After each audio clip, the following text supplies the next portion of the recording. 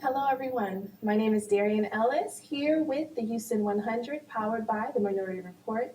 Today, my guest is the brilliant, the innovative Mr. Steve Rogers, owner of some of our favorite Black owned businesses and restaurants and nightlife bars here in Houston. This is really a pleasure for me. I just want you to know. Pleasure to meet you. Thank you so much for joining us. Please introduce yourself to our viewers. My name is Stephen Rogers. I'm a local entrepreneur here in the city. I've been in this hospitality space for about 20 years right now. Wow, 20 years. So let's just dive right on in. What were your motivations behind some of these businesses? Some of them was because of voids in the market. We started Prospect Park because there was a kind of void in the sports bar lounge space. So we started that back in 2016. Kind of place where people can eat, drink, and lounge, and we kind of introduced the whole hookah phenom to the city also with that. You surely did, Right. because I'm actually from Louisiana, and hookah was a very new concept to me, Yeah. but it's all over Houston. Yes. And Prospect Park was definitely one of the first places Yeah. that other Houstonians told me I should visit when I moved here. Great. So please, like, what were some of your inspirations just around the city that you knew you wanted to be better than? Like I said, just to avoid, just kind of creating a situation where you can kind of get some different things going. Currently, right now, my baby is Bar 5015. Yes, wonderful. I love that So place. we wanted to kind of create a situation where it's a different vibe than you can get from at other spaces. Okay. So we kind of program the night and curate the whole music playlist behind a vibe. So that's the inspiration right there. So we understand that the hospitality space and nightlife in general, 60% of bars and restaurants close within the first year, 80% in the first 4 years.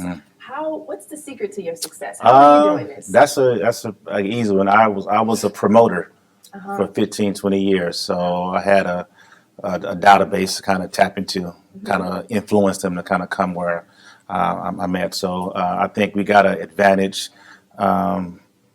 where a lot of guys come into the market. You have these big chefs and big brands come into the market, but they don't have a customer base already. I see. So we got a customer base that we can kind of put our hands on through social media right now, which is very important. Wonderful. Yeah. Okay, so what would you say, again, you're speaking to your history as a promoter, what would you say is the biggest challenge you faced while creating all your businesses? Hmm, Yeah. that's a good one. The biggest challenge is staying true. As you grow, you have an initial base that you kind of develop, and then with the growth of social media, and you put something out, it reaches the masses. So people that may not necessarily be in your demographics get the email or get the blast or get the invite, and it kind of grows and kind of somewhat changes. So you got to make sure you kind of manage that situation. Yeah. So obviously, 2020, we weren't expecting it at all. COVID came and just completely thwarted the hospitality space. Right. Tell me about that and your experience being in the hospitality business. Actually, when it first hit, we was like everyone else. We was nervous about the situation, didn't know what was coming from that. We had to downsize and let go a lot of our key managers. But what we have found out that we're able to do more with less right now. So actually, all our brands are thriving right now during COVID, Congratulations. and yeah, and we're able to still provide a good safe environment. We're able to provide still a good product, food and drinks. So it's been good and bad, but I think we're going to come out pretty good on the other side of it. I think so too. Yeah. So one of the main reasons that I just knew that you would be perfect for the Houston 100, you developed an event called "I Am My Own Boss" Yes. with the Kitchpreneur Entrepreneur Yeah. Expo. Yeah. Please speak to why it's important that we build up that next generation of Um, entrepreneurs. for that very reason, like you said, a friend of mine named Chris Butler, we was just kind of talking one day, and his daughter has a lipstick line, and we're just talking about creating an event, for the opportunity for these kids to kind of share what they do to the community. So definitely want to create opportunities in a space where we can show that these kids can do things besides, playing sports or being an entertainer. They can come in and create their own product. So our next second event is going to be MLK weekend. Nice. Yeah, So yeah. January. January, Okay. January. So it's going to be a pretty big week for us. We got a lot of people that are calling, trying to get in, to be, I guess, vendors and stuff like that as well. I'm excited for that. Yeah. So, just speaking to you, Steve, as the man, what has being an entrepreneur taught you about yourself? Um, this last my most recent incident, we had a big situation over at 5015, happened June 12th, Yes. and for us to be able to come back, bigger and better Yeah. in a short time period. Let me know that I had some really heart there and some resilience that I didn't know I had. Yeah. So seeing that and doing that it's been good, and just to hear people speak on that when they come and see what we've done in a short time just kind of builds me up, make me feel good about what's going on.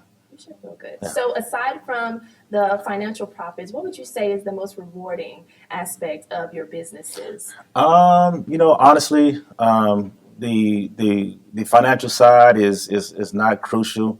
I think if you provide good service, if you have a good product, I think the money's going to come.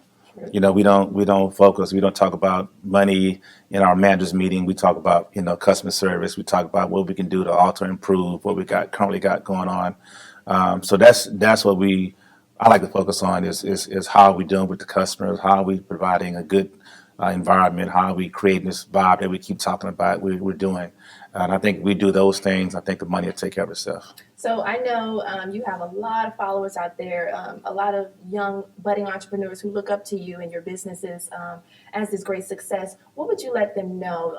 What piece of advice would you give them about starting their own businesses? Just never give up on their dreams. If they have something they want to do, just stick to it.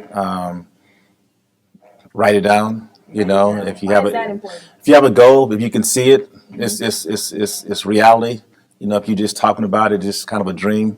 But if you think it, ink it, put it down on paper. When I first got started, I was doing hair shows for years, and I would write down all these goals. I would make copies of it and put it up on the fridge and restroom in the closet by my bedside. I can see it every day. Okay. So just seeing those goals, and I can go back and look at these goals 15 years from now. I got them, I keep them, and I can see things that I wanted and kind of checked off. So yeah, just never give up on your dreams. Stay focused and surround yourself with good people as well. Surround yourself with good people. I like that. So think it, ink it, Yeah. and surround yourself with good people. Well, thank you so much. Yeah. This has been a true pleasure. Please you. let our viewers know where they can find you Um, and your businesses. You can find me at Prospect Park.